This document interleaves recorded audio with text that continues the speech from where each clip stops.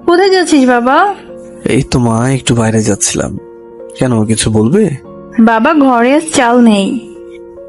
তুমি কোনো চিন্তা করো না মা, আমি আসার সময় নিয়ে আসবো। তোর অনেক কষ্ট হয়ে যাচ্ছে তাই না বাবা? কে বলেছে? একদমই না, একটুও কাঁদবে না তুমি। কষ্ট তো হয় তুমি কাঁদলে। আয় আমার কাছে আয়। হুম। উম্মা, লক্ষ্মী বাবা আমার। তার আগে বলো, তুমি ঔষধ খেয়েছো কিনা? শরীরে তো অনেক জ্বর। হ্যাঁ হ্যাঁ খেয়েছি, ও কিছু না, একটু পরেই কমে যাবে। মার কথাটা শুনে চিৎকার আসছিল। আমি জানি মা ওষুধ খাইনি, গতকাল ওষুধ শেষ হয়ে গেছে।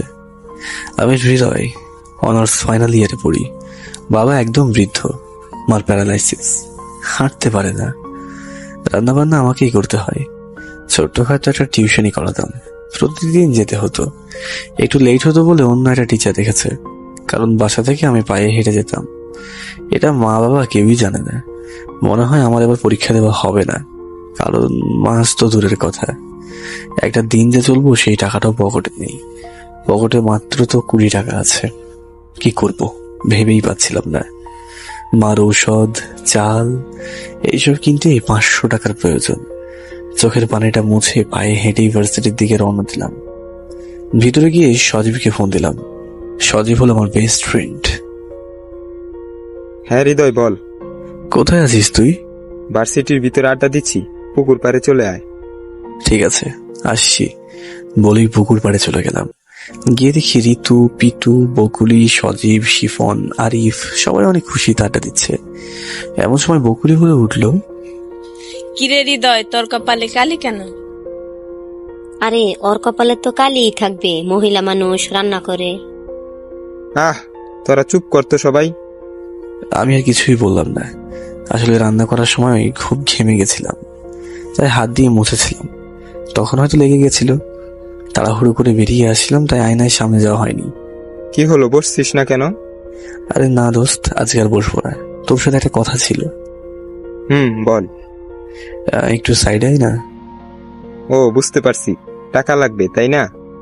হুম। ঠিক আছে, কত লাগবে বল। বেশি না, 500 টাকা দে, আমি তো সব টাকা শোধ করে দেবো। কবে যে এই টাকা তুই শোধ করতে পারবি কে জানে। এই নে, মোট 5,000 টাকা হলো। দিব রে দোস্ত, সব টাকা শোধ করে দেবো, তুই কোনো চিন্তা করিস না। বলে হাত দিয়ে গাড়িটা মুছতে মুছতে ভার্সিটির বাইরে চলে আসলাম। হেঁটে হেঁটে বাড়ির দিকে রওনা দিলাম। এমন সময় পিছন থেকে এই যে দাঁড়ান। আমি না শোনার ভান করে চলে আসছিলাম, কারণ আমি জানি এটা সেই মেয়েটা যে কিনা প্রতিদিন এইভাবে ইউনিভার্সিটির সামনে আমাকে বিরক্ত করে। এমন সময় দৌড়ে আমার সামনে এসে চোখ দুটো বড় বড় করে তাকিয়ে দাঁড়ালো। আপনার সমস্যাটা কি? এত জোরে জোরে ডাকছি, তারপরেও আপনি চলে যাচ্ছেন। আমার পথ ছাড়েন, আমায় যেতে হবে। কোথাও যেতে হবে না, চলেন আমার সাথে। আমি আপনার সাথে যাবো কেন? আপনাকে তো আমি চিনিও না। আজকে সবকিছু চিনিয়ে দেব। সব কিছু মানে? বেশি কথা না বলে চলেন, দুজনে বসে আজ জমিয়ে গল্প করব। আরে আজব তো, আমি কেন আপনার সাথে গল্প করতে যাব? কেন যাবেন আপনি বোঝেন না? না তো, কেন যাব? আগে চলেন, তারপর বুঝবেন। তাহলে আপনি আগে যান, আমি আপনার পিছন পিছন যাব। ঠিক আছে চলেন। বলেই মেয়েটা হাঁটতে শুরু করলো। আমি পিছন থেকে এক দৌড়ে চলে আসলাম। যাক বাবা, বাঁচা গেল। আল্লাহ মেয়ের হাত থেকে আমাকে রক্ষা করো। তারপর বাজার থেকে চাল, ফার্মেসি থেকে মায়ের জন্য ঔষধ নিয়ে সোজা বাসায় চলে গেলাম। বাবা আসছিস? হ্যাঁ মা, এই যে দেখো সবকিছু বাজার করে নিয়ে এসেছি। বাবা আমাকে একটু পানি খাওয়াবি? মা তুমি একটু বসো, আমি এক্ষুনি নিয়ে আসছি। তারপর পানি এনে মাকে খাইয়ে দিলাম। আল্লাহ তোমাকে অনেক বড় করুক বাবা। মা, আমি যখন বাসায় না থাকি তখন তোমার অনেক কষ্ট হয় তাই না? কে বলেছে আমার মোটেও কষ্ট হয় না? এ কি মা, তোমার শরীর থেকে তো একটুও জ্বর কমেনি। তুমি বসো, আমি খাবার নিয়ে আসি। ওষুধ খেতে হবে। আমি জানি তুমি মিথ্যা বলেছিলে, তুমি ওষুধ খাওনি। কাল রাতেই তোমার ওষুধ শেষ হয়ে গেছিল, তাই আমি তোমার জন্য ওষুধ নিয়ে এসেছি। শুধু শুধু ওষুধ আনতে গেলি কেন? এমনিতেই তো সেরে যেত। চুপ করো তো মা। তারপর মা বাবা দুজনকেই খাইয়ে দিয়ে মাকে ওষুধটা খাইয়ে দিলাম। মনটা খারাপ ছিল বলে সেদিন না খেয়েই শুয়ে পড়লাম। এইভাবে আর কতদিন? একটা কিছু তো করতেই হবে, যেভাবেই হোক একটা টিউশনই ম্যানেজ করতেই হবে। ভাবতে ভাবতে কখন যে ঘুমিয়ে গেলাম টেরই পেলাম না। সকালবেলা ঘুম থেকে উঠে রান্না করে মাকে খাইয়ে দিয়ে ভার্সিটিতে চলে গেলাম। গিয়ে দেখি বন্ধুরা সবাই বসে আছে, আমিও তাদের পাশে বসে পড়লাম। আরে হৃদয়, কেমন আছিস? ভালো না রে। কি হয়েছে তোর? মন খারাপ? কি বলবো তোদের, আমার একটা টিউশনের খুব দরকার। পরিবারের খরচ, ঘর ভাড়া, আমি আর পারছি না রে দোস্ত। ঠিক আছে, দেখি তোর জন্য কিছু করতে পারি কিনা। এবার চল ক্লাসে যাই। তারপর সবাই মিলে ক্লাসে চলে গেলাম। ক্লাসে কিছুতেই ভালো লাগছিল না। যে করেই হোক আমাকেই কিছু একটা করতে হবে, ওদের দিয়ে কিচ্ছু হবে না। ওরা শুধু মুখেই বলে থাকে আমারটা আমাকেই খুঁজে নিতে হবে। তাই মন খারাপ করে ক্লাস না করেই বেরিয়ে পড়লাম। মাথা নিচু করে গেট থেকে বের হচ্ছিলাম, এমন সময় সামনে কে যেন দাঁড়ালো। মাথাটা উঁচু করতে দেখি আল্লাহ আল্লাহ আল্লাহ, মোরে রক্ষা করো। এইবার যে কি করে এই মেয়ের হাত থেকে রেহাই পাবো? কি ভাবছেন আজকেও দৌড় দেবেন? না মানে আপনি আজকে ওইখানে? কি ভেবেছেন এমনি ছেড়ে দেব? আপনি কি বলেন তো, আমি কি বাঘ না ভাল্লুক যে আপনাকে খেয়ে ফেলবো? না মানে আমার কেমন জানি ভয় করে। একদম চুপ, সোজাভাবে মাথা উঁচু করে দাঁড়ান। একদমই মেয়ে মানুষের মতো করবেন না। আমি একটা মেয়ে হয়ে আপনার সামনে দাঁড়িয়ে আছি, ভয় পাচ্ছি না। আর আপনি কিনা একজন পুরুষ মানুষ হয়ে সোজা হয়ে দাঁড়িয়ে কথা বলতে পারছেন না? আমার সামনে থেকে সরেন, না হলে কিন্তু আমি ধাক্কা দিয়ে চলে যাব। ও আচ্ছা, সেই সাহস আপনার আছে? মনে তো হয় না। তো দেন ধাক্কা। যদি ধাক্কা দিতে পারেন তাহলে আজ ছেড়ে দেব। কি বলেন? ধাক্কা দিতে পারবো না? আপনি চাইলে আপনাকে পেছন থেকে জড়িয়েও ধরতে পারি। পেছন থেকে কেন, সামনে থেকেই ধরেন। সবাই তো সামনে থেকেই ধরে, তাই আমি পেছন থেকে ধরতে চাই। পারবেন বলে মনে হয় না, ধরার আগেই কাঁপাকাঁপি করছেন। ঠিক আছে, ধরেন। আগে উল্টো দিক করে ঘোরেন। হুম। উল্টো দিক করে ঘোরার সাথে সাথেই পিছন থেকে জোরে ধাক্কা দিয়ে এক দৌড়ে চলে আসলাম। থ্যাঙ্কস গড, আবারও বাঁচিয়ে দিলে। তারপর বাসায় বসে বসে ভাবতে থাকি কিভাবে একটা টিউশনে রেডি করা যায়। হঠাৎ করে মাথায় বুদ্ধি এলো, সঙ্গে সঙ্গে বাসা থেকে বেরিয়ে কিছু পোস্টার ছাপিয়ে বিভিন্ন দেওয়ালে লাগিয়ে দিলাম। এইবার যদি কিছু হয়। দেখতে দেখতে 2 দিন কেটে গেল, কোনো লাভ হয়নি। এটার আশাও ছেড়ে দিলাম। সবার ভাগ্যটাই খারাপ। মুখ থুবড়ে বসে পড়লাম। এমন সময় অচেনা একটা নাম্বার থেকে ফোন আসলো। তাড়াহুড়ো করে কলটা রিসিভ করলাম। হ্যালো। আপনি কি হৃদয়? জি, আপনাকে তো চিনতে পারলাম না। আপনার পোস্টটা দেখে আপনাকে ফোন দিলাম। আপনার বিষয়ে অনেক কিছু শুনেছি, খুব ভালো একজন টিচার আপনি। আমার মেয়ে এসএসসি দিবে, যদি আপনি তাকে পড়াতেন খুব ভালো হতো। হ্যাঁ হ্যাঁ, অবশ্যই পড়াবো। পড়াবো না কেন? থ্যাংক ইউ, আপনাকে ঠিকানা পাঠিয়ে দিচ্ছি, ওই ঠিকানায় কাল আসেন, বাকি কথা ওখানেই হবে। ঠিক আছে, ধন্যবাদ। আমার তো খুশিতে নাচতে মন চাইছে। অবশেষে একটা টিউশনি পেয়ে গেলাম। পরের দিন সকালবেলা রেডি হয়ে ওই ঠিকানায় চলে গেলাম। কলিং বেলের চাপ দিতেই এসো বাবা এসো। আপনি কাল ফোন করেছিলেন? হ্যাঁ হ্যাঁ, আমি ফোন করেছিলাম। মেয়েটা প্রচুর পরিমাণে ফাঁকিবাজ, তুমি একটু ভালো করে পড়াবে তো? জি, আপনি একদমই কোনো টেনশন করবেন না। দাঁড়াও, আমি আমার মেয়ের সাথে তোমাকে পরিচয় করে দিচ্ছি। মায়া, মায়া এদিকে আয়। কাছে আসার পর বাবা, উনি এখানে? হ্যাঁ, আজ থেকে ও তোকে প্রতিদিন পড়াবে। Thank you thank you thank you, তুমি আমার লক্ষ্মী বাবা। এমন একজন টিচারই তো প্রয়োজন। মানে ব্রিলিয়ান্ট টিচার আর কি। ও আচ্ছা, কি হলো বাবা, তুমি দাঁড়িয়ে গেলে কেন? আঙ্কেল, এটা আপনার মেয়ে? হ্যাঁ, কেন? একে আমি কি পড়াবো? এ তো উল্টো আমাকেই পড়াবে। হায় আল্লাহ, শেষে কিনা এই মেয়েটার পাল্লাই ফেললা। কোন দিক থেকে দৌড় দেবো ভেবেই পাচ্ছি না এমন সময়। বাবা, কিছু ভাবছো নাকি? টাকা নিয়ে একটু ভাবতে হবে না, প্রতি মাসে 7,000 টাকা আমার কাছ থেকে নিয়ে নেবে। মনে মনে ভাবতে থাকলাম, এত কষ্ট করে একটা টিউশনই পেলাম, স্যালারিও ভালো। এটা হাতছাড়া করলে কি করে চলবে? ঘর ভাড়া, বাসার বাজার খরচ, একটা টাকাও তো পকেটে নেই। নিরুপায় হয়ে বলে দিলাম, ঠিক আছে আঙ্কেল। মায়া, ওকে তো ড্রয়িং রুমে নিয়ে যা। ঠিক আছে বাবা, তাহলে যাও, আমি অফিসে যেতে হবে। ঠিক আছে আঙ্কেল, আপনি যান, আমি ওকে পড়াচ্ছি। তারপর মায়া আমাকে রুমে নিয়ে গেল। আমি তো ভয়ে কাঁপাকাঁপি করছি। যেইভাবে বড় বড় চোখ করে তাকিয়ে আছে, কাঁপা কাঁপা কণ্ঠে বললাম, আপনি? কেন, চিনতে ভুল হচ্ছে? এত জোরে কেউ ধাক্কা মারে কতটা ব্যথা পেয়েছি জানেন? সেদিন না হয় পালিয়ে গেছেন, এখন কোথায় পালাবেন? আজ আমি আপনাকে পড়াবো, কাল থেকে আপনার কাছে পড়বো। বলেই কলারে ধরলো। কি করছেন এগুলো? কলারে ধরছেন কেন? ছাড়েন বলছি, আমি কিন্তু আপনার টিচার। এটা কিন্তু ঠিক হচ্ছে না। কি করছেন এগুলো? কলারে ধরছেন কেন? ছাড়েন বলছি, আমি কিন্তু আপনার টিচার। এটা কিন্তু ঠিক হচ্ছে না। একদম চুপ করে চেয়ারে বসেন, কাল থেকে আপনি আমার টিচার, আজ আমি আপনার টিচার। হায় আল্লাহ, এটা কার পাল্লায় ফেললা তুমি? এ তো আমার জীবন তছনছ করে দেবে। ঠিক আছে ম্যাম, আজ তাহলে আমার ছুটি। ছুটি মানে? পড়াই শুরু করলাম না, ছুটি কিসের? ঠিক আছে, এই যে আমি হাতে বই নিচ্ছি। কি পড়াবো বলেন? এবিসি নাকি ক খ গ ঘ? দূর, আপনাকে বই হাতে নিতে বলেছি নাকি? বই তো পড়বো আমি আপনার কাছ থেকে।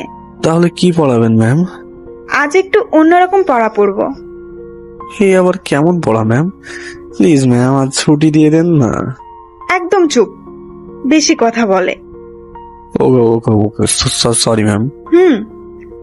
এবার আমার চোখের দিকে তাকান। ম্যাম, আপনি যেভাবে চোখ বড় বড় করে তাকান, আমার তো এক্ষুনি একে ধরে যাবে। একটা মার দিব কিন্তু এখনই। ঠিক আছে ঠিক আছে, এই যে তাকিয়েছি। এইভাবে কেউ বলদের মতো করে তাকায় নাকি? মায়ের চোখে তাকান। আমি তো মায়ের চোখে তাকিয়ে আছি। আপনি ছাড়া তো এখানে আর কেউই নেই। আপনি তো মায়া। আরে গাধা, আমি আমার কথা বলছি না। মায়ের চোখে মানে ভালোবাসার দৃষ্টিতে তাকাতে বলছি। এইটা আবার কেমন তাকানো? না, আচ্ছা তাকিয়েছি। এবার আস্তে করে একটা চোখ টিপ দেন। ওকে, ইয়া। এই এই, কি করছেন? ছাড়েন, ব্যথা লাগছে তো। ম্যাম, আপনি তো বললেন চোখ টিপ দিতে, তাই তো দিয়েছি। একটা মার দিব। আমি কি আমার চোখ টিপ দিতে বলেছি? এই টিপ সেই টিপ না, মানে হচ্ছে গ্রামের ভাষায় যাকে বলে ঠিসকি। ও, ওইটার কথা বলছে, আগে বলবেন না? না বাবু, তোমাকে ওইটা বলি নাই, তোমাকে চোখ টিপ দিতে বলেছি। ওকে, তাহলে আবার দিই। হায় আল্লাহ, এটা এইগুলোই বোঝে না, তাহলে আমাকে পড়াবে কি করে? না তো ম্যাম, আমি সবই পারি। এই যে দেখেন। এটাকে চোখ টিপ বলে। না না, এটাকে টিসকি বলে। চুপ, গাধা কোথাকার। দু চোখ বন্ধ হয়ে যায় কেন? ওইভাবে কেউ চোখ টিপ দেয়? সরি ম্যাম, আমি এর থেকে ভালো পারি না। উফ, ঠিক আছে, এবারের মতো মাফ করে দিলাম। এবার আস্তে আস্তে আমার মুখের কাছে মুখ আনেন। আর একটু কাছে। এবার আস্তে আস্তে বলেন, মায়া, আমি তোমাকে। 1 মিনিট ম্যাম। উফ, আবার কি হলো? ম্যাম, খুব চাপ দিচ্ছে। মানে? ইয়ে মানে 1 নম্বরে যাব। আপনি কি বলেন তো? ঠিক আছে, তাড়াতাড়ি সেরে আসেন। এক্ষুনি আসছি ম্যাম। বলেই আস্তে আস্তে কোনো রকমের ঘর থেকে বের হলাম। আশেপাশে তাকিয়ে এক দৌড়ে বাসায় এসে পড়লাম। আল্লাহ, আমি এই মেয়েকে কি করে পড়াবো? এটা মেয়ে না অন্য কিছু? মাপ চাই, এই মেয়েকে আমি পড়াতে পারবো না। এমন সময় মা বলে উঠলো, বাবা, খুব চিন্তিত মনে হচ্ছে, কিছু হয়েছে? না না মা, কই কিছু না তো। এই তো ভাবছিলাম এখন কি করা যায়, বসে থাকতে তো ভালো লাগছে না। ও, তোকে তো বলতেই ভুলে গেছিলাম, মালিক এসেছিল ঘর ভাড়া চাইতে। কালকের মাঝে দিতে বলেছে, না হলে বাসা খালি করতে বলেছে। 2 মাস হয়ে গেছে, বাসা ভাড়া দেওয়া হয়নি। আরো কিছু বলেছে? না বাবা, তোর অনেক কষ্ট হয়ে যাচ্ছে তাই না? বাবা চল, আমরা গ্রামে ফিরে যাই, সেখানে কিছু একটা করে চলে যাবে। কোথাও যেতে হবে না মা, এই যে তাকাও আমার দিকে। কতদিন বলেছি, এইভাবে কেঁদে কেঁদে হৃদয়ে রক্তক্ষরণ করবে না। কাঁদতে না চাইলেও যে বাবা চোখে পানি চলে আসে। ওহ, একদমই না। আমি কালকেই টাকাটা দিয়ে দেবো, এবার একটু হাসো। তারপর মার কাছ থেকে কাঁদতে কাঁদতে ও হেসে দিয়ে চলে আসলাম, কারণ আমি মার ওই হাসির আড়ালেই সুখ খুঁজে পাই। সারাটা দিন কোনো রকমে কাটিয়ে সকালবেলা রেডি হয়ে ভার্সিটিতে চলে গেলাম। বন্ধুদের কোথাও দেখছি না, তাই পুকুর পাড়ের দিকে রওনা দিলাম। গিয়ে দেখি সবাই কত হাসাহাসি করছে।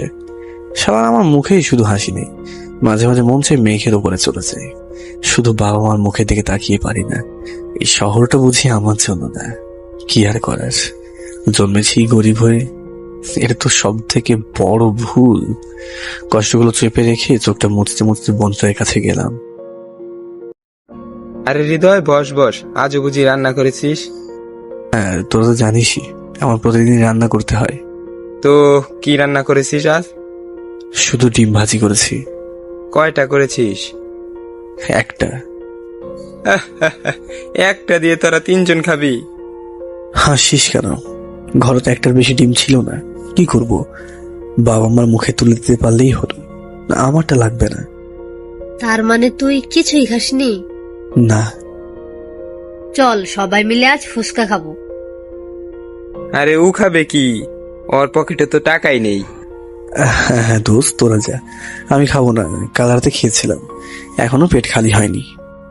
তোর টাকা দিতে হবে না, আমরা সবাই মিলে তোরটা দিয়ে দিব, চল। আরে না দোস্ত, আমি খাবো না, তোরা খা। আরে সজীব শোন, তোর সাথে কিছু কথা আছে।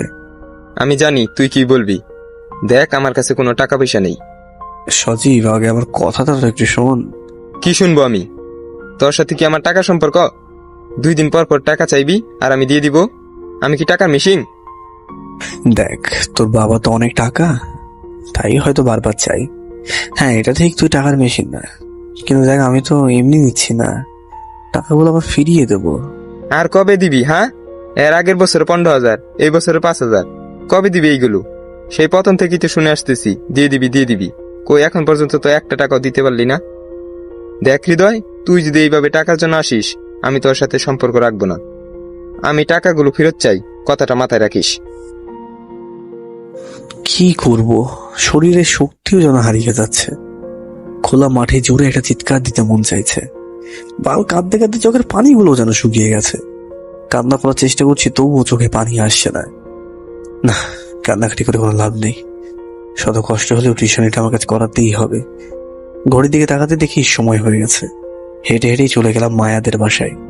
দরজায় নক করতেই মায়া হাজির, চোখ দুটো বড় বড় করে তাকিয়ে আছে। তবুও নিজেকে কন্ট্রোল করে ভিতরে ঢুকলাম। আসেন স্যার, আসেন, আপনার জন্যই তো অপেক্ষা করছিলাম। তারপর আমি মায়ার রুমে যেতেই মায়া আমার কলার ধরে বলল, কি ভেবেছেন কি? নিজেকে খুব চালাক ভাবেন, তাই না?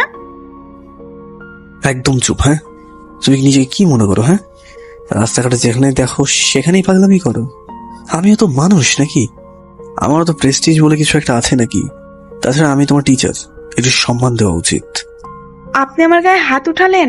ঠিক আছে, আপনি চলে যান, আমি আর কখনো আপনার সামনে যাব না। আই এম সরি মায়া, রাগের মাথায় হাত তুলে ফেলেছি। বিশ্বাস করো, মনটা এতটাই খারাপ ছিল যে কাঁদতে চাইলেও চোখে পানি আসে না। আমি তোমার কাছে একটু শান্তি চাই, please Maya. I am sorry sir, আমি বুঝতে পারিনি আপনার যে এতটা মন খারাপ। এখন থেকে আপনি যা বলবেন তাই শুনবো, আর কখনো পাগলামো করব না। Sorry sir. ঠিক আছে, এই তো লক্ষ্মী মেয়ে। হুম। এই মেয়ে, তাকাও এইদিকে। এই যে দেখি। আহ, কাঁদছো কেন? এটা বলা যাবে না। আচ্ছা ঠিক আছে, এই তো আমি নিজেই চোখের পানিটা মুছে দিচ্ছি। এবার সুন্দর করে তাকাও। হুম। এইভাবে তাকিয়ে থাকলেই হবে। বইটা হাতে নাও। মায়া পড়ছে, আর আমি বসে বসে ভাবছি বাসার খরচ, বাড়ি ভাড়া কি করে ম্যানেজ করব। কোনো রাস্তা পাচ্ছি না। মায়াকে পড়ানো শেষ করে চলে আসবো, এমন সময় পিছন থেকে মায়া হাতটা ধরলো। আবার কি? সরি স্যার, ভুলে হাতটা ধরে ফেলেছি। ইটস ওকে, কিছু বলবে? আমি একটা মুচকি হাসি দিয়ে বললাম। স্যার, আপনার নাম্বারটা দিবেন আমায়? কেন, কি করবে? না এমনি, মানে স্যার, কখনো যদি আসতে লেট হয় তখন ফোন দিয়ে জানতে পারবো আপনি আসতে পারবেন কিনা। আরে পাগল, আচ্ছা ঠিক আছে, এই নাও নাম্বার। Thank you sir. তারপর মুচকি হাসি দিয়ে চলে আসলাম। আমি জানি মায়া আমাকে প্রচুর পরিমাণে ভালোবাসে, তাই এমন পাগলামি করে। কিন্তু মায়ার স্ট্যাটাসের সাথে আমাদের স্ট্যাটাস কিছুতেই যায় না।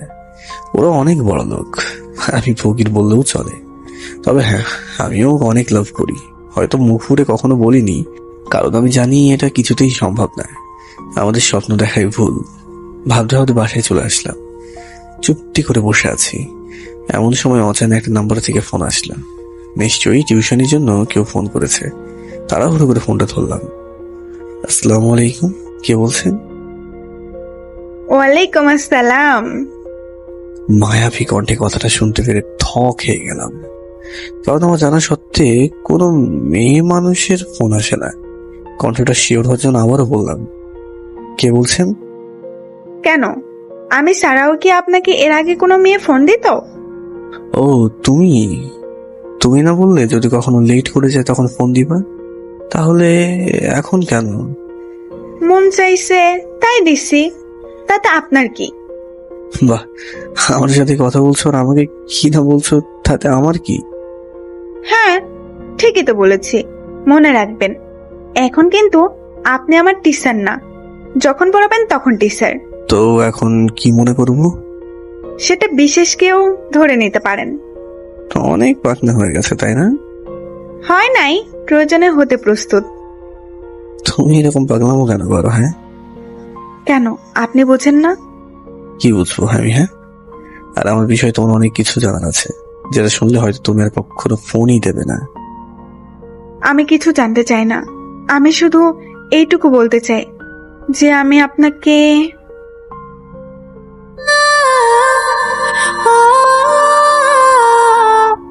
আমি কিছু জানি না, আমি শুধু এটা জানি আমি আপনাকে অনেক পছন্দ করি। ও হ্যাঁ মায়া, যে পড়াগুলো দিয়েছি ভালো করে শিখে নিও, না হলে কিন্তু কাল পেটাবো। স্যার, আপনি কিন্তু কথাটা অন্যদিকে নিয়ে যাচ্ছেন। আচ্ছা মায়া, বলো তো তোমার মুখে কতগুলো তিল আছে? আমার মুখেরটা বলতে না পারলেও আপনার মুখে কয়টা আছে সেটা ভালো করেই বলতে পারবো। কিন্তু স্যার, আমার প্রশ্নের উত্তর কি এটা? কেন এড়িয়ে যাচ্ছেন? মায়া, তুমি এখন অনেক ছোট, তাই হয়তো সঠিক সিদ্ধান্তটা নিতে ভুল করছো। মানুষ মাত্রই ভুল, আপনিও একটাবার ভুল করে দেখেন না। আপনি যা বলবেন, যেইভাবে চলতে বলবেন সেইভাবেই চলবো। শুধু একটাবার বলেন আপনি আমাকে পছন্দ করেন। মায়া, আমি এখন একটু কাজ করব, তাই আবার পরে কথা হচ্ছে। স্যার শোনেন। ফোনটা কেটে দিলাম, না হলে পাগলামি করবে। মেয়েটা সত্যি আমাকে অনেক লাভ করে, কেননা আজ থেকে 2 বছর ধরে আমার পিছনে পড়ে আছে। অন্য কেউ হলে আরো অনেক আগেই পিছু ছেড়ে দিত, কিন্তু আমার কি যোগ্যতা আছে ওকে ভালোবাসার? না, নেই। ধ্যাৎ, শুধু শুধু কি ভাবছি, ভাবতে ভাবতে কখন যে ঘুমিয়ে গেছি টেরই পেলাম না। সকালবেলা ঘুম থেকে উঠে দেখি মায়া 40 বার ফোন করেছে, টেরই পাইনি। এখন ফোন দিলে আবার সকাল সকাল পাগলামি করবে, তাই ফোনটা রেখে ফ্রেশ হতে চলে গেলাম। কিছুক্ষণ পর সজীবের ফোন আসলো। কোথায় থাকিস? ফোন ধরতে এত লেট হয় কেন? সরি দোস্ত, একটু কাজ করছিলাম তো তাই লেট হয়ে গেল একটু। হ্যাঁ বল, হঠাৎ আমার তোকে ফোন কল দিতে হলো কেন? শোন, কাল আমার টাকা লাগবে। আমি কিচ্ছু জানি না, তুই কোথায় পাবি, কোথা থেকে আনবি, এটা তোর ব্যাপার। দোস্ত শোন, আমি তোর কোনো কথা শুনতে চাচ্ছি না, ব্যাস আমি যা বলছি তাই। দোস্ত আমি ফোনটা কেটে দিল। সত্যি টাকা এমন একটা জিনিস যার জন্য যত সুন্দর সুন্দর সম্পর্কগুলো নষ্ট হয়ে যায়। কিন্তু এখন এত টাকা কোথায় পাবো? কাল ঘরে যে চাল কিনবো এই টাকাটাও তো নেই। কি করবো ভেবে পাচ্ছি না। এমন সময় আবার মায়ের ফোন। মনটা অনেক খারাপ, তাই ফোনটা ধরলাম না। একটা টিউশনে দিয়ে কি সংসার চলে? কতগুলো ইন্টারভিউ দিয়েছি, সব ঠিক আছে, কিন্তু মামা নেই, তাই চাকরি হচ্ছে না। এইসব ভাবতে ভাবতে ঘড়ির দিকে তাকাতে দেখি টিউশনের সময় হয়ে গেছে। ইদানিং কিভাবে যে সময় চলে যায় বুঝতেই পারি না। তাড়াহুড়ো করে রেডি হয়ে বাসা থেকে বের হতেই বাড়িওয়ালা সামনে পড়ে। আঙ্কেল, আসসালামু আলাইকুম। ওয়ালাইকুম আসসালাম। কোথাও যাচ্ছেন নাকি আঙ্কেল? হ্যাঁ, এই তো তোমার কাছেই যাচ্ছিলাম। হৃদয়, বাবা দেখো, তোমার কাছে 3 মাসের বাড়ি ভাড়া পাও না। আজ 9 তারিখ, কিছুদিন পর 4 মাস হয়ে যাবে। এভাবে আমি বাড়ি ভাড়া দিতে পারবো না। তোমাকে আজকেই টাকা দিতে হবে। আকাশটা বুঝে এইবার মাথায় ভেঙে পড়লো। হ্যাঁ হ্যাঁ আঙ্কেল, আমাকে আর কয়েকটা দিন সময় দিন, আমি সব টাকা পরিশোধ করে দেবো। আর একদিনে তোমাকে সময় দেওয়া হবে না।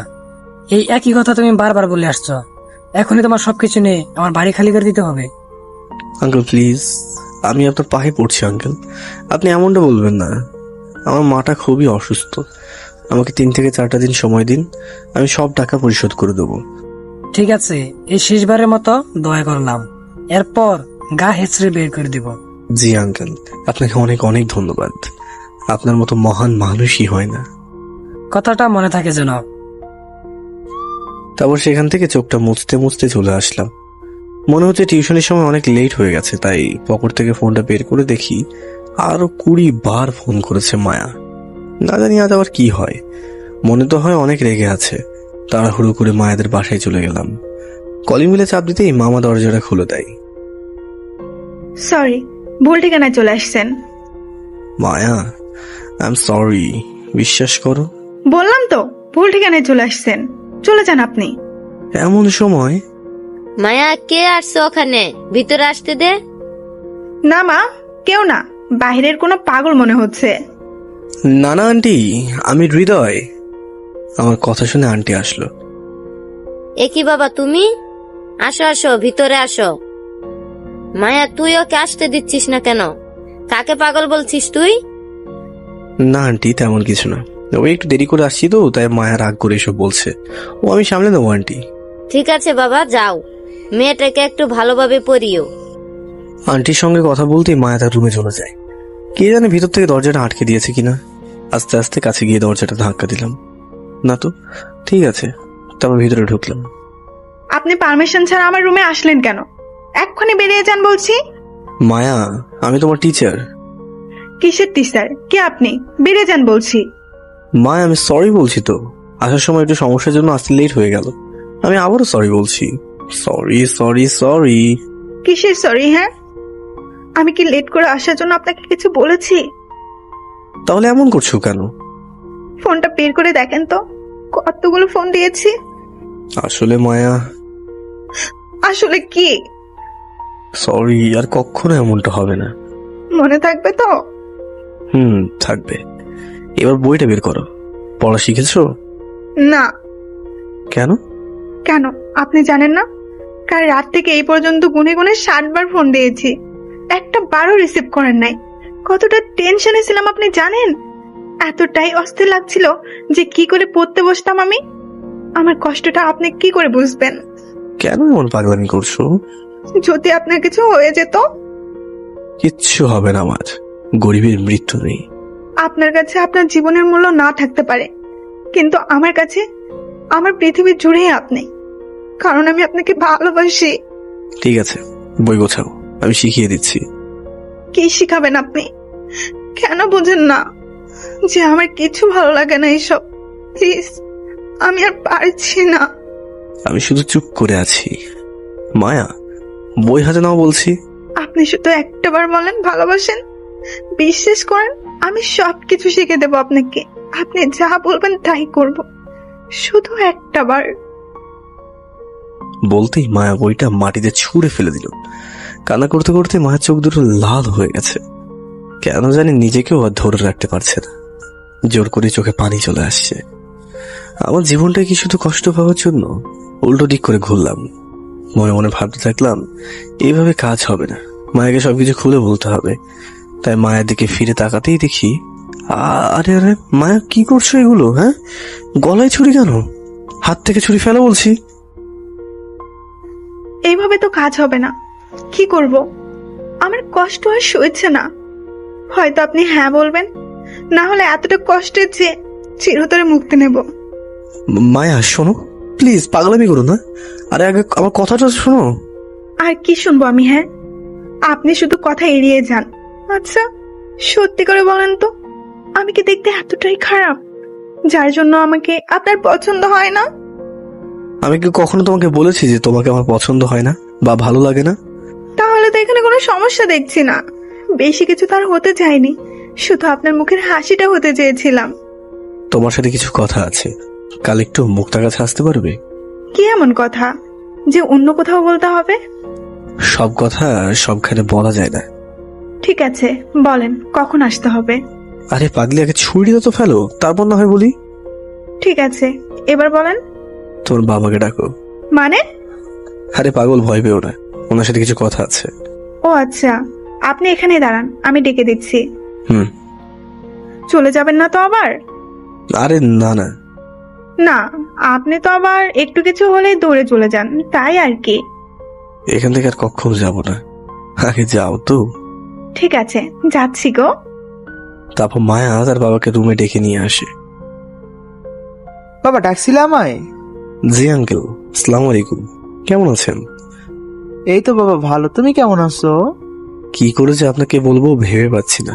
কি বলো, আমি তো তোমার বাবার মতোই, চোখ বুজে বলে ফেলো তো। না মানে আঙ্কেল, আমার কিছু টাকার প্রয়োজন। এই মাসের বেতনটা যদি অগ্রিম দিতেন খুবই উপকার হতো। ও এই কথা আগে বলবে না? বলো তোমার কত টাকা প্রয়োজন? জি আঙ্কেল, এই মাসের বেতনটা দিলেই চলবে। এই নাও, এখানে পুরো 10,000 টাকা আছে। কিন্তু আঙ্কেল, আমি তো আপনার কাছে 7,000 টাকা পাবো। তাতে কি হয়েছে, আমি তো তোমার বাবার মতো, আর প্রয়োজন হলে বলবে, কোনো সমস্যা নেই। তবুও আমি শুধু চাই আমার মেয়েকে মানুষের মতো মানুষ করে তোলো তুমি। আঙ্কেল, আপনি কোনো চিন্তা করবেন না, প্রয়োজনে 2 বেলা পড়াবো। তাহলে খুবই ভালো হয়। ঠিক আছে বাবা, তাহলে আমি আসি। আঙ্কেল, হ্যাঁ বলো। মায়া আজ কি করেছে জানেন? না না বাবা, কই কিছু করি নাই তো, স্যার মিথ্যা বলছে। না না বাবা, কই কিছু করি নাই তো, স্যার মিথ্যা বলছে। আহ মায়া, আগে বলতে তো দাও। আঙ্কেল, আপনার মেয়ে আজ সুন্দর করে প্রতিটা অধ্যায় প্র্যাকটিক্যালি বিশ্লেষণ করেছে, যা খুবই সুন্দর হয়েছে। যাক বাবা, বাঁচা গেল। আমি তো মনে করেছিলাম বলেই ফেলে নাকি। Thank you, thank you. তারপর মায়ের দিকে চেয়ে মিষ্টি একটা হাসি দিয়ে বাসায় চলে আসলাম। আসার সময় ঘরের বাজার করে নিয়ে এসেছি, অনেক খুশি লাগছে আজ। প্রথম মাসের স্যালারিটা পেলাম। রান্না করতে যাওয়ার জন্য রেডি হব, এমন সময় মায়ার ফোন। হ্যালো। আপনি কি বলেন তো, জানেন কতটা ভয় পেয়েছিলাম? আমি তো ভয় দেখানোর জন্য বলেছি, যাতে এমন পাগলামো আর কখনো না করো। ও আচ্ছা, তাই না? তো এবার বলেন, কাল কখন দেখা হচ্ছে? কাল সকাল 10টায় মুক্তাগাছা রাজবাড়িতে। ঠিক আছে, বাই। বাই। তারপর রান্না করতে চলে যাই। মা অনেকদিন বলেছে একটা বউ আনতে, কিন্তু আমি সেই কথায় কখনো কান দিইনি, কারণ আমি জানি এখনকার মেয়েরা বৃদ্ধ শ্বশুর শাশুড়িকে দেখতে পারে না। যেই মা এত কষ্ট করে নিজের খাবার নিজে না খেয়ে আমাকে খাইয়েছে, সেই মায়ের শেষ মুহূর্তে কষ্ট হোক তা আমি চাই না।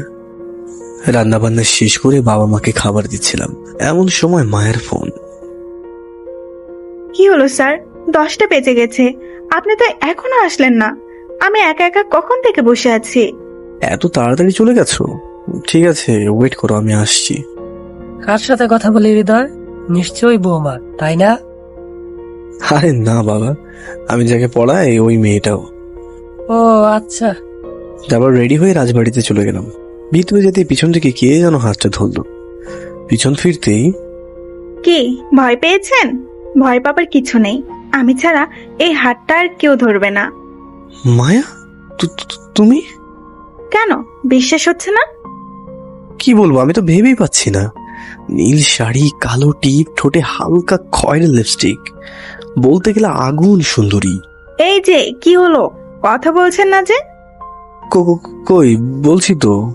এবার বলেন, কি বলবেন? মায়া, আমি জানি তুমি আমাকে অনেক ভালোবাসো, কিন্তু তুমি কি আমার বিষয়ে সবকিছু জানো? না, কখনো প্রয়োজন মনে করিনি। আবেগ দিয়ে ভালোবাসা চলে না, কখনো জীবন চলে না। আমার মনে হয় মায়া, তুমি ভুল সিদ্ধান্ত নিচ্ছ।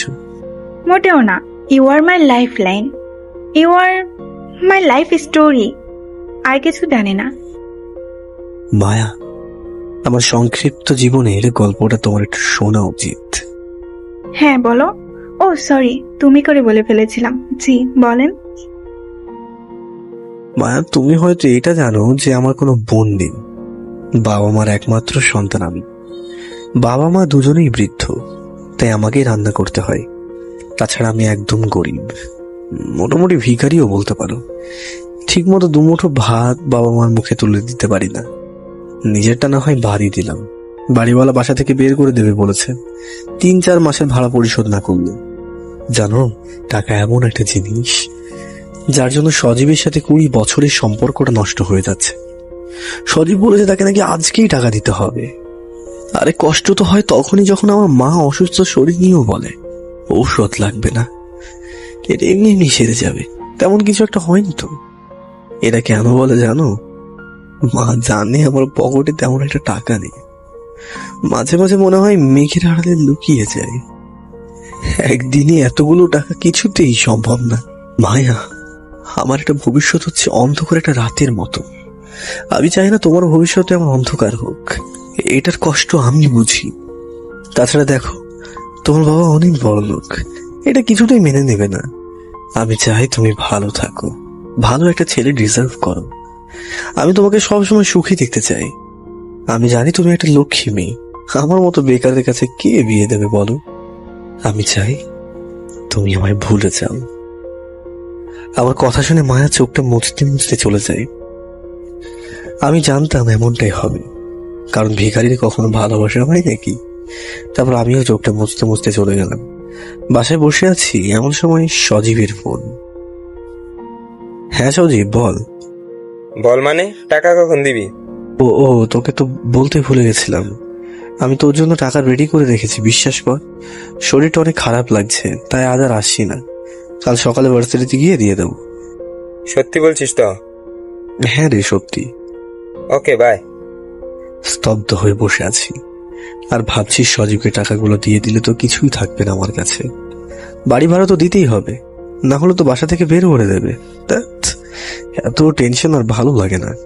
কিন্তু আমার শত কষ্ট হলেও বাবা মা মুখের সব সময় হাসি দেখতে চাই। তাই সিদ্ধান্ত নিলাম বাবার দেওয়া ফোনটা বিক্রি করে ঘর ভাড়াটা পরিশোধ করে দেবো। কাল সকালবেলা ফোনটা বিক্রি করার জন্য বের হবো। সারাদিন নানা রকমের চিন্তা ভাবনা করতে করতে দিনটা কেটে গেল। খাওয়া দাওয়া শেষ করে রাতের বেলা ঘুমিয়ে গেলাম। পরদিন সকালবেলা 9টা বাজতে মায়া হৃদয়ের ভার্সিটিতে যাওয়ার পর। এই যে ভাইয়া, শোনেন। জি, আমাকে বলছেন? হ্যাঁ, আপনাকেই বলছি। আপনার নাম সজীব, তাই না? হ্যাঁ, কিন্তু আপনাকে তো চিনতে পারলাম না। হৃদয় পাঠিয়েছে আমাকে। ওর কাছে কত টাকা পান আপনি? 20,000। এই নেন, এখানে পুরো টাকাই আছে। তারপর মায়া হৃদয়দের বাড়িওয়ালার কাছে গিয়েও সব টাকা পরিশোধ করে দেয়। তার কিছুক্ষণ পর হৃদয় ভার্সিটিতে যায়। এই হৃদয়, এদিকে আয়। দোস্ত, তোর কাছে আসতেছিলাম। কি করে যে শুরু করবো বুঝতে পারছি না। আরে রাখ তোর কথা। মেয়েটা কে রে? মেয়েটা মানে? কোন মেয়ের কথা বলছিস তুই? আর একটু আগে যে 20,000 টাকা নিয়ে মেয়েটাকে আমার কাছে পাঠিয়েছিলি, ওই মেয়েটা কে? কথাটা শুনেই তো হকচকিয়ে গেলাম। তার মানে মায়া সব টাকা পরিশোধ করেছে। ভার্সিটি থেকে বেরিয়ে বাসার উদ্দেশ্যে রওনা দিলাম। কিছুক্ষণ পর হঠাৎ করে পিছন থেকে একটা ডাক শুনতে পেলাম। এই যে বাবা, শোনো। জি আঙ্কেল, আসসালামু আলাইকুম। সেদিন রাগের মাথায় অনেক কিছুই বলে ফেলেছিলাম, মনে কিছু নিও না। হ্যাঁ, এখন থেকে ঠিক মতো বাড়ি ভাড়া পরিশোধ করিও। ও হ্যাঁ, আরেকটা কথা, তোমার তো কোনো বোন নেই। ওই মেয়েটা কে? কোন মেয়েটা? সকালবেলা যে মেয়েটাকে দিয়ে বাড়ি ভাড়া পাঠিয়েছিলে। আবারও থমকে গেলাম।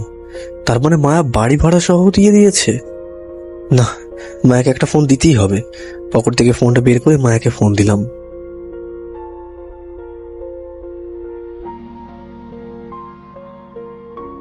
দেখ, এই অসময়ে এইসব কথা শুনলে কেমনটা লাগে। কি আর করার, আজ একটু তাড়াতাড়ি চলে গেলাম মায়াদের বাসায়। বাসায় যেতে মায়া দরজাটা খুলে দেয়। আমি মায়ের দিকে অপলক দৃষ্টিতে তাকিয়ে আছি। মনে হচ্ছে মেয়েটা সারা রাত কান্না করেছে, চোখ মুখটা লাল করে ফেলেছে। বসেন স্যার। মায়া, জি বলেন। এইটা তুমি কি করেছো? কই, দোষের তো কিছু করিনি। এতগুলো টাকা কোথায় পেয়েছো? কেন, আমার অ্যাকাউন্ট থেকে নিয়েছি। ঠিক আছে, আমি তোমার সব টাকা শোধ করে দেবো। আমাকে কিছুদিন সময় দাও। আপনি সবসময় একটু বেশি কথা বলেন। একটু দাঁড়ান, আমি আসছি। আরে কই যাও? তারপর মায়া হাতে করে খাবার নিয়ে আসে। এই যে স্যার, হা করেন। আরে এইসব কেন? আমি এখন খাবো না। স্যার, আমি নিজের হাতে রান্না করেছি আপনার জন্য, আর আপনি খাবেন না? আসলে মায়া, মা বাবা কাকে না খাইয়ে না আমি কখনো খাই না। আমি জানতাম আপনি এটাই বলবেন, তাই আমি আগেই আপনার বাবা মাকে নিজ হাতে খাইয়ে দিয়ে এসেছি। কি বলছো এসব? হুম মায়া, বলো। সরি, বলেন। সবকিছু জানার পরে এতটাই ভালোবাসো আমায়? কেন, এখনো সন্দেহ হয়? ঠিক আছে, দাও, আমি খাচ্ছি। কেন, আমার হাতে কি বিষ আছে? না মানে, হা করেন, আমি মুখে তুলে দিচ্ছি।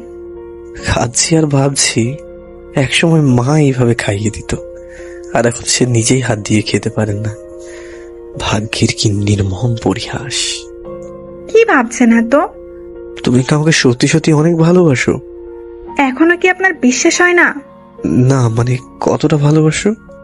এখন আমি আপনার যতটুকু কাছে আছি, চাইলে এর থেকেও বেশি কাছে আসতে পারি, এতটাই ভালোবাসি। ঠিক আছে, বই বের করো। আজ থেকে আর পড়াশোনা করব না। কেন? যাকে এত ভালোবাসি তার স্পর্শ আমার হৃদয় জুড়ে, সে আমাকে ভালোবাসে না, কার জন্য পড়াশোনা করব? আর যদি বলি সেই তোমাকে তোমার থেকেও বেশি ভালোবাসে? যে ভালোবাসে সে কখনো কষ্ট দিবে না। কখনো কি ভেবে দেখেছো, যখন তুমি ইউনিভার্সিটির সামনে দাঁড়িয়ে পাগলামি করতে, তখন কখনো কখনো লেট করে আসলে আমি তোমার জন্য দাঁড়িয়ে থাকতাম, কারণ তোমার এই পাগলামিটা আমার অসম্ভব ভালো লাগতো। তার মানে তুমি আমাকে আগে থেকে ভালোবাসতে? হুম। তাহলে বলো নাই কেন? আমার যোগ্যতা নেই বলে। জানো, যেদিন তুমি না আসতে ঘন্টার পর ঘন্টা দাঁড়িয়ে থাকতাম, কখন তোমার মুখটা দেখবো বলে। কখন না জানি পিছন থেকে শুনতে পাই, এই যে শুনছেন, সরি জান, বলেই আমাকে জড়িয়ে ধরলো, সাথে সাথে শরীরটা ঝাঁকুনি দিয়ে উঠলো। জীবনে প্রথম মেয়ে মানুষের স্পর্শ পেলাম, এ এক অন্যরকম অনুভূতি। এতটা ভালোবেসেও কেন এত কষ্ট পেয়েছো? একবার বললেই তো হতো। এখন তো বলেই দিলাম, এই পজামে ছাড়ো বলছি। এমন মেয়েকে আমি ভালোবাসি না যে কিনা পড়াশোনা করতে চায় না। না না, করবো তো, কাল থেকে ভালো করে পড়াশোনা করব, কিন্তু কিন্তু আবার কি? বলছি, আগে জড়িয়ে ধরেন। না না, এইভাবে না, বলো আগে আমাকে জড়িয়ে ধরবে। জান, একটু জড়িয়ে ধরো না প্লিজ সোনা। এবার এবার এমন কিছু একটা দাও যেটা দিলে চোখে চোখ রেখে অবাক হয়ে তাকিয়ে থাকা যায়, মুখে কিছু বলা যায় না। এটা আমি পারবো না। পারবে না মানে? দাও বলছি। না না, আমার লজ্জা করে। এখন থেকে এটা প্রতিদিনই দিতে হবে, তাই অভ্যাস করেন। প্রতিদিন মানে? এটা আমি পারবো না, প্লিজ প্লিজ। এখনই চলে যাও এখান থেকে, আর কখনো আসবে না আমার কাছে, আমি কাউকে ভালোবাসি না। ওকে ওকে, দিচ্ছি দিচ্ছি। তাড়াতাড়ি। কেমন জানি লাগছিল, কখনো কারোর সাথে এমন করিনি তো তাই। তবে ছবিতে অনেকবার দেখেছি, ঠিক সেইভাবেই মায়ের ঠোঁটের বাহু ধরে ঠোঁটটা বাড়ালাম, মিষ্টি একটা সম্পর্কের জন্য। মায়া কেমন জানি স্তব্ধ হয়ে গেল, শুধু তাকিয়ে আছে। তারপর আমিও তাকে ছেড়ে দিলাম, আর কোনো কথা না বলেই সেই দিনের মতো চলে আসলাম। আজ অনেক খুশি মনে হচ্ছে। বাসার ভিতর প্রবেশ করতেই বাবা বলে উঠলো, এই হৃদয় দাঁড়া। ভয়ে ভয়ে বললাম, কি কি- কি- কি- কি- কেন বাবা? কানে ধর। কি?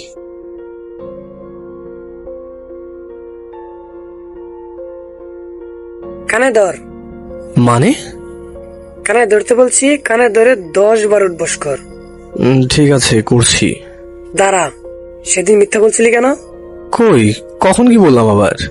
এত সুন্দর লক্ষ্মী একটা বৌমা আছে, আগে বলিসনি কেন? বাবা, ও এখনো তোমার বৌমা হয়নি। হয়নি, হবে, তাই বলে বৌমা ডাকবো না? বাবা শোন, আমার শরীরটা বেশি একটা ভালো যাচ্ছে না রে, মনে হচ্ছে আমি আর বেশি দিন বাঁচবো না। মৃত্যুর আগে বোমার মুখখানি ভালো করে দেখে যেতে চাই, বিয়েটা করে ফেল বাবা। একদম চুপ বাবা, বাজে কথা মুখে আনবে না। মরে যাবে কেন? এখন তো বয়স হয়েছে, ওপারে তো যেতেই হবে, তাই না? বাবার কথা শুনে হৃৎপিণ্ডটা নাড়া দিয়ে উঠল। বাবাকে কখনো হারিয়ে ফেলার কথা মনে হলেই শরীরটা যেন অবশ হয়ে আসে। বাবাকে শক্ত করে জড়িয়ে ধরে বললাম, কিচ্ছু হবে না তোমার, বলেই রুমে চলে গেলাম। মন খারাপ করে বসে আছি, এমন সময় মায়ার ফোন। হ্যাঁ মায়া, বলো। কি হয়েছে তোমার? মন খারাপ নাকি? এভাবে কথা বলছো কেন? মায়া, আসলে বাবার শরীরটা বেশি ভালো না, জানো। বাবাকে হারানোর কথা মনে হলেই না দু চোখে অন্ধকার নেমে আসে আমার। প্রতিটি সন্তানের কাছেই বাবা মা খুবই প্রিয়, কিন্তু বিধাতার বিধান মেনে নিতেই হবে, তাই না? জানো, আজ বাবাকে নিয়ে সেই কবিতাটা খুবই মনে পড়ছে। কোন কবিতাটা? ওই যে হৃদয় আহমেদ সোহাগের লেখা বাবা কবিতাটা আছে না, ওইটা। ঠিক মনে পড়ছে না, তুমি একটু বলে শোনাও তো। ঠিক আছে, শোনো। কবিতা বাবা, লেখক হৃদয় আহমেদ সোহাগ। বাবা, তুমি নয়নমণি, হৃদয়েরও পরশমণি। নিঃস্ব হব আমি কখনো যদি হারিয়ে যাও তুমি। হৃদয়ে হয় রক্তক্ষরণ, একদিন তুমি চলে যাবে, এটাই তার কারণ। যেদিন তুমি ফেলবে শেষ নিঃশ্বাস, স্তব্ধ হয়ে যাবে আমার এই স্বপ্নেরই সাজানো রঙিন আকাশ।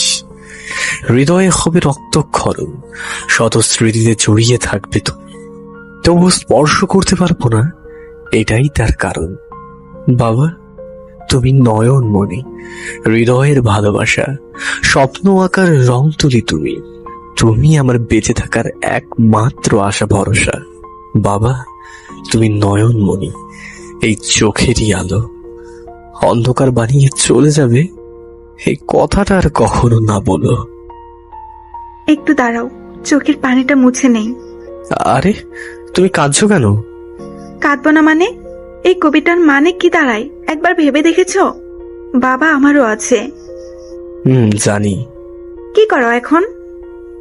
এই তো রান্না করতে যাবো ভাবছি, কেন জানি ভালো লাগছে না। মন চাইছে মনটা খুলে না কারোর সাথে গল্প করি। বাবা মাকে ওষুধ খাওয়াতে হবে না, যাও রান্না করো গিয়ে। বাই। তারপর রান্না করতে চলে গেলাম।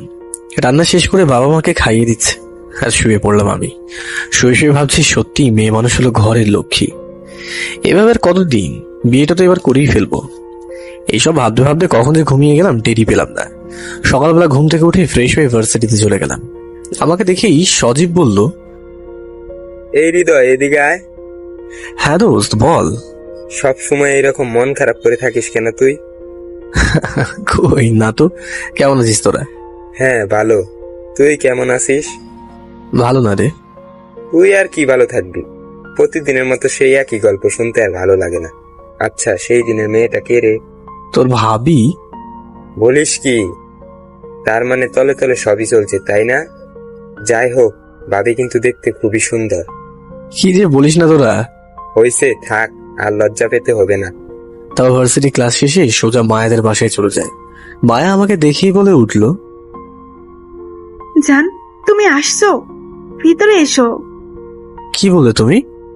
কেন জান বললাম? মোটেও না, এখন আমি তোমার স্যার। ওকে ওকে স্যার, চলেন। বসেন স্যার। আগে বলো, পড়া শিখেছো কিনা? পড়া শিখেছি মানে? আপনার যা ধরতে মন চাই ধরেন, আমি সব বলে দেব। ও মা, তাই নাকি? মায়া, আমার কাছে তাড়াতাড়ি যেতে হবে, বাবার শরীরটা বেশি ভালো না। এখন বাবাকে একটু সময় দেওয়া উচিত। চলো, আজ আর পড়বো না, বাবার কাছে যাব। চলো। তারপর দুজনেই বাসায় চলে আসলাম। মায়াকে দেখি বাবা বলল, বসো মা, বসো, এখানে বসো। বাবা, আপনার শরীর এখন কেমন? মারে, বয়স হয়েছে, এখন তো একটু খারাপই থাকবে। এখন ওপারে চলে যেতে পারলেই বাঁচি। এভাবে বলবেন না বাবা। মারে, খুবই শান্তি লাগছে তুমি আসছো। ছেলেটা সারাদিন অনেক কাজ করে রাতে ঘরে ফিরে আবার রান্না করতে হয়। ছেলেটার অনেক কষ্ট হয়ে যায়। তাছাড়া সারাদিন ঘরেও কেউ থাকে না। ওর মার শরীরটাও সবসময় ভালো থাকে না। তাই একজন মানুষ খুবই দরকার। আমি তোমার বাবার সাথে কথা বলে বিয়েটা করিয়ে ফেলতে চাই। বাবা, আপনি তো অসুস্থ, আপনি বাবার কাছে যাবেন কি করে? ঠিক আছে, আমি বাবাকে বুঝিয়ে বলবো। ঠিক আছে মা, তাই করো। এইভাবে বেশ কয়েকদিন চলে যায়। বাবা আরো অসুস্থ হয়ে পড়ে, তাই সিদ্ধান্ত নিলাম কিছুদিন প্রাইভেট পড়াতে যাব না। আজ মায়ের বাবাকে গিয়ে বলে আসবো, তাই রেডি হয়ে বাসা থেকে বের হচ্ছিলাম। এমন সময় মা বলল, কোথায় যাচ্ছিস বাবা? মা, ভাবছি কিছুদিন প্রাইভেট পড়াবো না, বাবার কাছে থাকবো। তাই মায়ের বাবার সাথে কথা বলার জন্য যাচ্ছিলাম। তোর বাবা তোকে ডেকেছে, আজ নাকি তোর সাথে খুবই গল্প করতে মন চাইছে, তোকে নাকি মন ভরে দেখতে ইচ্ছে করছে। ঠিক আছে মা, আমি কথা বলে আসি, তারপর সারা রাত গল্প করবো বাবার সাথে। আজ না গেলে হয় না? না মা, গিয়ে বলে আসি। ঠিক আছে, তাড়াতাড়ি চলে আসিস। তারপর মায়াদের বাসায় চলে গেলাম। আমাকে দেখি মায়া বলল, বসেন স্যার, আজকেও সব পড়া শিখেছি। মায়া, আজ আমি তোমাকে পড়াতে আসিনি। মানে? বাবার শরীরটা খুব খারাপ, তাই কিছুদিন আসতে পারবো না। তাই তোমার বাবার সাথে কথা বলতে আসছিলাম। ঠিক আছে, তুমি বসো, আমি বাবাকে ডেকে দিচ্ছি। মায়া তার বাবার কাছে যায়। মনে মনে ভাবলাম কিছু টাকা চাইবো নাকি, এমন সময় মায়া চলে আসলো। কি ভাবছো? হ্যাঁ, না মানে তোমার বাবাকে আসতে বলেছো? হ্যাঁ, আসছে। মায়া, তোমার সাথে মনে হয় কিছুদিন দেখা হবে না। তুমি আমায় ভুলে যাবে না তো? কি বললে তুমি? ভুলে যাওয়ার জন্য কি ভালোবেসেছিলাম? মনে রেখো, শেষ নিঃশ্বাস থাকা পর্যন্ত আমি তোমার। বলেই মায়া আমাকে শক্ত করে জড়িয়ে ধরল। এমন সময় তার বাবা রুমে এসে দেখে ফেলে। মায়া, মায়া, কি করছো? ছাড়ো। আসসালামু আলাইকুম আঙ্কেল। একদম চুপ, আর একটা কথাও বলবি না। তোর কাছে মেয়েটাকে পড়াতে দিয়েছিলাম, আর তুই কি না? মায়া, তুই উপরে যা বলছি। বাবা, আমি ওকে অনেক ভালোবাসি, আমি ওকে ছাড়া বাঁচবো না বাবা। প্লিজ বাবা, তুমি ওকে কিছু বলো না। চুপ কর, এর জন্য কি তোকে পড়াশোনা করেছি?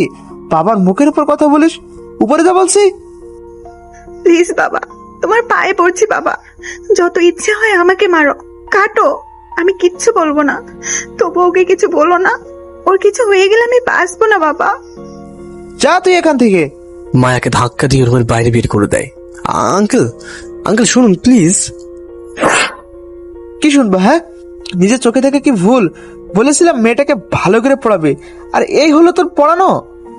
আঙ্কেল, ভুল কিছু দেখেন নাই, কিন্তু আমার কথাটা তো শুনুন। আমার মেয়ের জুতা মোছার যোগ্যতা আছে তোর? বামন হয়ে চাঁদে হাত দিতে চাস, তাই না? এরপর কখনো যদি আমার বাড়ির আশেপাশে দেখি, তোর ওই হাত আমি কেটে ফেলবো।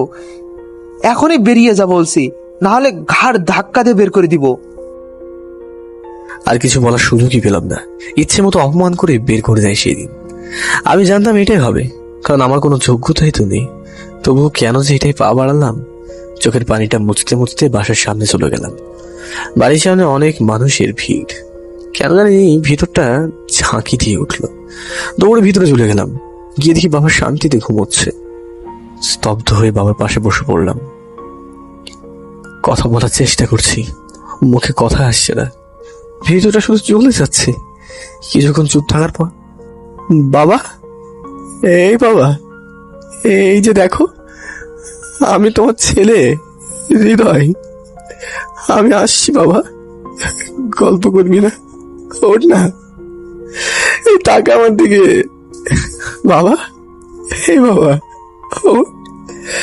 দেখ কত মানুষ তোকে দাঁড়িয়ে দাঁড়িয়ে দেখছে। ওঠ না বাবা, ওঠ। মা, ও মা, বাবা কথা বলে না কেন?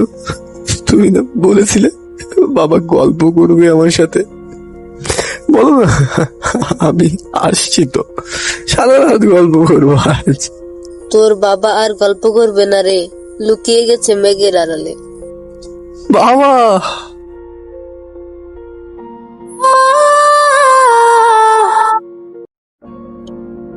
তোর বাবা আর গল্প করবে না রে, লুকিয়ে গেছে মেঘের আড়ালে।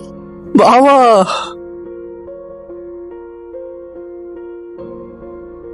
আজ থেকে তোর বাইরে যাওয়া বন্ধ। ভেবেছিলাম তোর বিয়েটা দেরিতে দিব, কিন্তু এখন দেখছি তাড়াতাড়ি দিতে হবে। আমার বন্ধুর একমাত্র ছেলে আরিফের সাথে তোর বিয়ে হবে, এবং সেটা খুব শীঘ্রই। বাবা প্লিজ বাবা, এমন করো না, বিশ্বাস করো, হৃদয় ছেলেটা অনেক ভালো, আমি ওকে অনেক ভালোবাসি বাবা। একদম চুপ। ওই রাস্তার একটা ছেলের সাথে একমাত্র মেয়ের বিয়ে হতে পারে না, যেখানে ও নিজেই চলতে পারে না। তাছাড়া আমি সমাজের কাছে মুখ দেখাবো কি করে? হ্যাঁ, আমি যা বলছি তাই হবে। বলেই মায়ার বাবা সেখান থেকে চলে যায়। মায়া তাড়াতাড়ি ফোনটা বের করে হৃদয়কে ফোন দেয়। আপনার ডায়ালকৃত নম্বরটি এই মুহূর্তে বন্ধ আছে। এভাবে প্রায় 10 দিন চলে যায়। হৃদয় আর ফোন খোলে না। তাই মায়া বাধ্য হয়ে তার বাবার কাছে যায়। বাবা আসবো? বাবা কি বলো? হ্যাঁ মানে বাবা, বাবা কি বলো? বাবা এই বিয়েতে আমি রাজি। এই তো লক্ষ্মী মেয়েটা। আমি জানি আমার মেয়ে কখনো আমার কথা বাইরে যাবে না। বাবা, আমি ছেলেটার সাথে কালকেই দেখা করতে চাই। ঠিক আছে, আমি আজ ওর সাথে কথা বলবো। তারপর মায়া তার রুমে চলে যায়। এটা করা ছাড়া তার কোনো উপায় ছিল না, কারণ এটা ছাড়া বাইরে বের হওয়ার কোনো রাস্তা নেই তার। পরদিন সকালবেলা ছেলেটার সাথে দেখা করার জন্য বাসা থেকে বের হয়ে সোজা হৃদয়দের বাসায় চলে যায়। গিয়ে দেখে সবকিছু এলোমেলো হয়ে পড়ে আছে। মনে হচ্ছে কোথাও কেউ নেই। সাইটে তাকাতেই দেখে হৃদয়ের মা। মা, সবকিছুর অবস্থা এমন কেন? হৃদয় কোথায় মা? হৃদয়ের মা চুপ করে আছে পেছন থেকে। মা আর কখনো কথা বলবে না। কথা বলবে না মানে? কি হয়েছে মার? আর তোমার ফোনে বা অফ কেন? মায়া, বাবা আমাকে ছেড়ে চলে গেছে। চলে গেছে মানে? কি বলছো এসব? হ্যাঁ, ওই দিন বাসায় এসে দেখি বাবা আমাকে ছেড়ে চলে গেছে। বাবা বলেছিল আমার সাথে নাকি গল্প করবে। সেই গল্প যে এমন একটা গল্প হয়ে যাবে কখনো ভাবতে পারিনি। মার কি হয়েছে? সেদিন বিকেল থেকে মার কথা বলতে পারে না। তুমি এখানে কেন এসেছো? হৃদয়, কি করে যে কথাটা বলবো বুঝতে পারছি না। এমনিতেই তুমি অনেক কষ্টে আছো, তবুও বলতেই হচ্ছে। আমি জানি তুমি কি বলবে। তোমার বাবা তোমাকে কোনো কোটিপতি ছেলের সাথে বিয়ে দিচ্ছে, তাই তো? হ্যাঁ হৃদয়, প্লিজ তুমি কিছু একটা করো। আমি অনেক মিথ্যে বলে বাসা থেকে বের হইছি। তুমি আমার অবস্থা দেখতেই পারছো। তুমি বিয়েটা করে দাও। দেখো, আমি কোনো কোটিপতি ছেলে না। তোমাকে বিয়ে করার মতো যোগ্যতা আমার নেই। তোমার বাবা মা এটা কখনোই মেনে নেবে না। তুমি এখানে চলে যাও মায়া, চলে যাও। আমি তোমার পায়ে পড়ছি, প্লিজ এমনটা বলো না। আমি তোমাকে ছাড়ার কাউকে চাই না। আমার টাকা পয়সা কিচ্ছু লাগবে না, আমার শুধু তোমাকে পেলেই চলবে। বলে আমাকে শক্ত করে ধরে জড়িয়ে ধরলো। আমি জোরে ধাক্কা দিয়ে সরিয়ে দিলাম। কি করছো মায়া? ছাড়ো বলছি। প্লিজ প্লিজ, আমি তোমাকে অনেক ভালোবাসি হৃদয়। আমার সাথে তুমি এমনটা করতে পারো না। আমি জানি তুমি আমাকে অনেক ভালোবাসো, কেন এমন করছো? কে বলেছে আমি তোকে ভালোবাসি? ওইগুলো আবেগ ছিল। আমি কখনোই তোকে ভালোবাসিনি। বেরিয়ে যা বলছি। আমি তোমাকে ছেড়ে কোথাও যাব না। প্রয়োজনে তুমি আমাকে মেরে ফেলো, তবুও যাব না। ঠাস করে একটা থাপ্পড় মারলাম। এটা কি তোর মামার বাড়ির আবদা নাকি? যা এখান থেকে, বলেই ধাক্কা দিয়ে বাসা থেকে বের করে দিলাম। বুকটা ফেটে চিৎকার আসছিল। আজ এই প্রথম মায়ের সাথে খারাপ আচরণ করলাম। এটা ছাড়া হাতে হাতে কোনো রাস্তা ছিল না। আমি চাই আমার ভালোবাসার মানুষটা সুখে থাক। হয়তো এখন একটু খারাপ লাগবে, তারপর কিছুদিন গেলে আস্তে আস্তে সব কিছু ঠিক হয়ে যাবে। ওইদিকে মায়া চোখটা মুছতে মুছতে ওই ছেলেটার সাথে দেখা করতে চলে যায়। কাছে যাবার পর মায়া চুপ করে বসে আছে। হাই, আপনার কি মন খারাপ? হ্যাঁ মানে, কই না তো। আমি মায়া, আপনি? বাহ, খুব সুন্দর নাম আপনার। আমি আরিফ। বাবার কাছে শুনেছি আপনার কথা। তাই? কি শুনছেন শুনি? এই তো অনেক কিছুই। আচ্ছা, একটা কথা বলবো? মায়া চুপ হয়ে আছে। আপনি মনে হয় অন্যমনস্ক। কি হয়েছে জানতে পারি? কই কিছু না তো। জি বলুন। আপনার চোখই বলে দিচ্ছে আপনার কিছু হয়েছে। চাইলে শেয়ার করতে পারেন। না মানে, কি যেন বলতে চাইছিলেন? আপনি কিন্তু দেখতে অনেক সুন্দর। আপনার নামটা যেমন সুন্দর, তেমন আপনিও। আমাকে আপনার পছন্দ হয়েছে তো? হ্যাঁ, মানে খুব পছন্দ হয়েছে। খুব। আমাদের তো আজকে প্রথম দেখা। বলবো এক সময়, বাসর রাতে। আচ্ছা, আমাকে আপনার পছন্দ হয়েছে? সেটা না হয় বিয়ের দিনে জানতে পারবেন। আমি আজই বাবাকে বলে বিয়ের তারিখটা ঠিক করে ফেলতে বলবো। তারপর মায়া কথা বলা শেষ করে বাসায় চলে যায়। মায়া আবারও হৃদয়কে ফোন দেয়। হৃদয় ফোনটা অফ করে রেখেছে। এইভাবে 2-3 দিন চলে যায়। তাদের দুজনের কথা হয় না। হৃদয় আজ থাকতে না পেরে ফোনটা খুলে মায়াকে ফোন দেয়। হ্যালো হৃদয়, আমি জানতাম তুমি আমাকে ফোন দিবে। ফোনটা কেটে দেয় হৃদয়। মায়া আবারও ফোন দেয়। কেন এত কষ্ট দিচ্ছ নিজেকে? চলো না আমরা পালিয়ে যাই। মায়া, সেই দিন ওইভাবে খারাপ ব্যবহার করার জন্য সরি। দেখো মায়া, আমি চাই তুমি আমাকে ভুলে যাও, ভালো একটা ছেলেকে বিয়ে করে সুখে থাকো। আর তুমি? আমার কথা না হয় বাড়ি দাও, তোমার স্মৃতিগুলো নিয়ে কেটে যাবে কোনো রকমে। তুই খারাপ, অনেক খারাপ তুই। ভুলেই যখন যাবি তাহলে ভালোবেসেছিলি কেন? কেন বুকে জড়িয়ে নিয়েছিলি? দেখ, আমি ভালো করে বলছি, তুই যদি আমাকে বিয়ে না করিস তাহলে আজ রাতটাই হবে আমার শেষ রাত।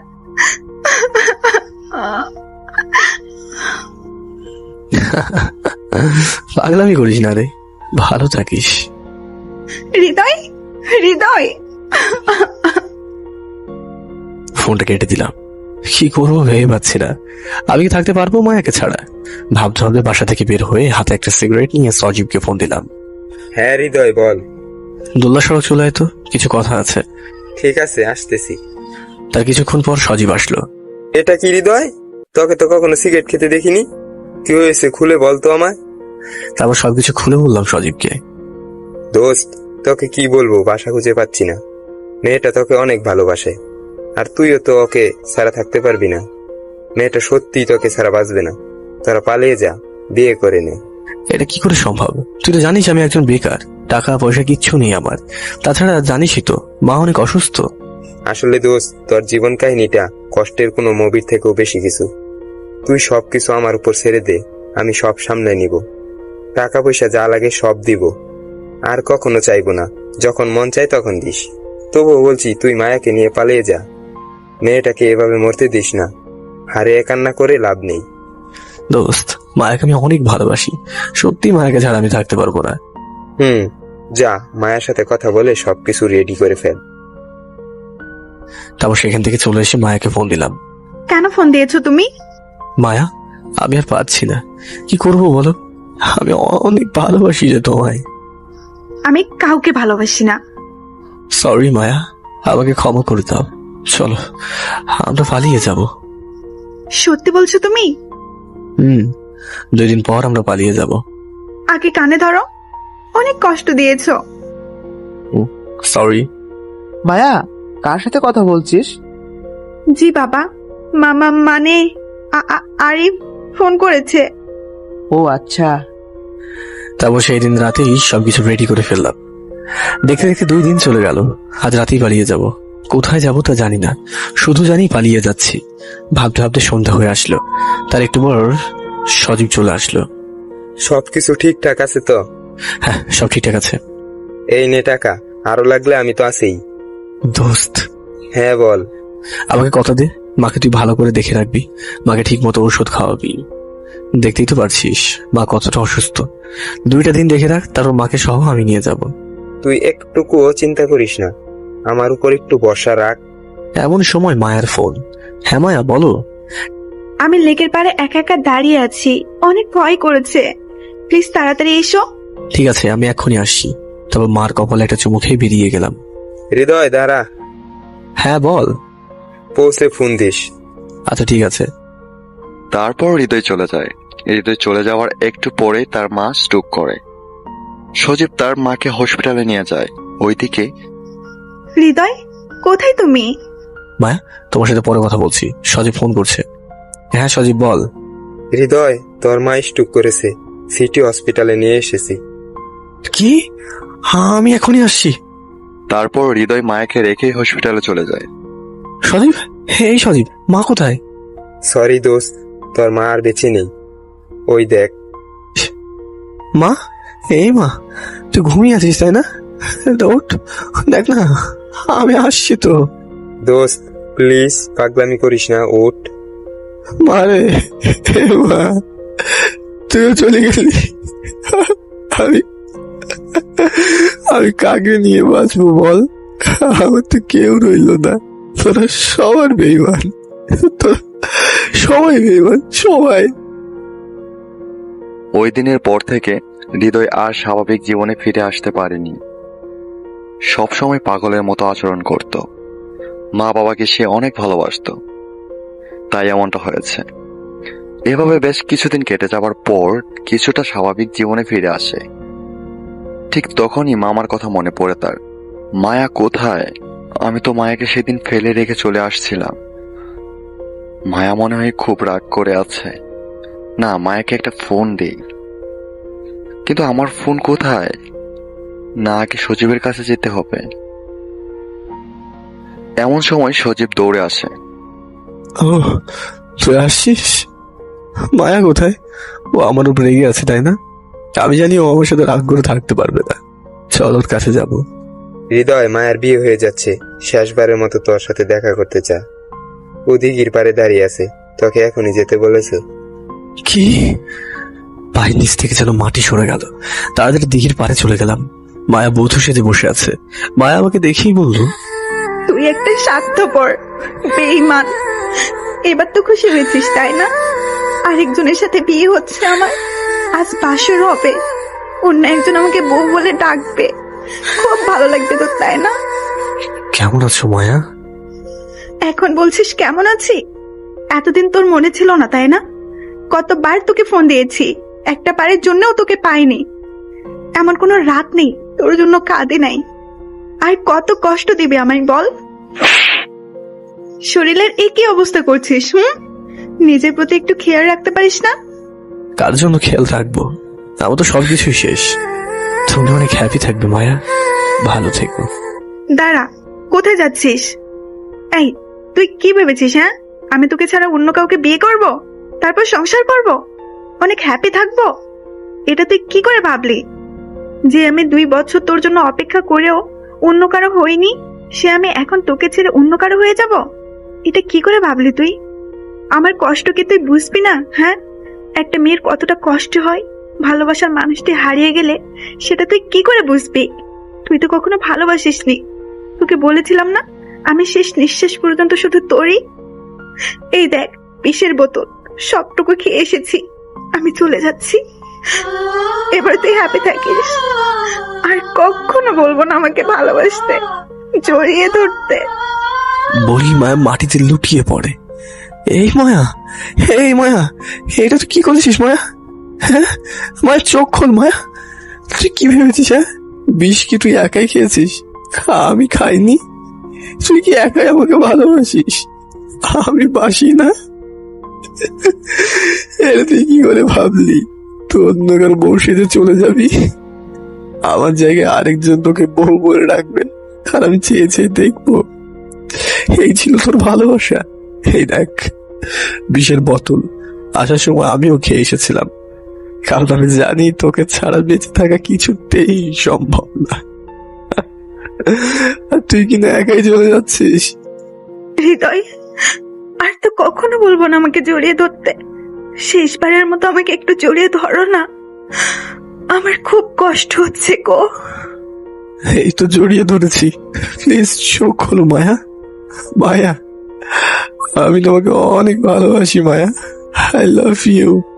আমিও তোমাকে অনেক ভালোবাসি, আই লাভ। হ্যাঁ, বলো বলো, তারপর? মায়া, মায়া, মায়া কোনো কথা বলছে না। কি হলো মায়া? হে মায়া, মায়া, মায়া, মায়া, আমাকে ছেড়ে তুই মেঘের আড়ালে লোকাতে পারিস না। আমিও আসছি তোর কাছে। আস্তে আস্তে হৃদয় মাটিতে লুটিয়ে পড়ে। সেখানে শেষ হয় তাদের শেষ নিঃশ্বাস। এভাবেই কিছু সত্যিকারের ভালোবাসা, কিছু হাসি আর কষ্টের আড়ালে লুকিয়ে থাকে। এই সমাজ, সুন্দর সংসার, সবকিছু ছেড়ে। আপনারা অবশ্যই ভাবছেন গল্পটা বুঝি এখানেই শেষ? না ভাই, গল্পটা এখানেই শেষ না। কিছু গল্প আছে যেগুলো শেষ হয়েও শেষ হয় না। তো এই গল্পটা যদি আপনাদের কাছে খুব ভালো লেগেই থাকে, তাহলে আমরা এই গল্পটা সিজন 2 হিসেবে নিয়ে আসতে চাই। আর তার জন্য আপনাদের কাছে একটা রিকোয়েস্ট, আপনারা এই গল্পটা সিজন 2 যদি শুনতে চান তাহলে 5K লাইক বানিয়ে দিন। আমরা খুব তাড়াতাড়ি, খুব শীঘ্রই আপনাদের মাঝে এই গল্পটা সিজন 2 হিসেবে নিয়ে আসতেছি। আর হ্যাঁ, এই গল্পটা শোনার পর যদি আপনাদের মনে বিন্দু পরিমাণ কোনো ফিলিংস জেগে থাকে, তাহলে অবশ্যই কমেন্ট বক্সে কমেন্ট করে আপনার মহামূল্যবান বক্তব্যখানে আমাদের কাছে শেয়ার করুন। আর হ্যাঁ, যারা আমাদের চ্যানেলকে সাবস্ক্রাইব করে পাশে আছেন তাদেরকে ধন্যবাদ দিয়ে ছোট করবো না। তাদের প্রতি আমাদের চ্যানেলের পক্ষ থেকে অসংখ্য ভালোবাসা রইল। আর হ্যাঁ ভাই, যারা এখনো সাবস্ক্রাইব করেন নাই তারা অবশ্যই সাবস্ক্রাইব করে নেবেন। ধন্যবাদ সবাইকে।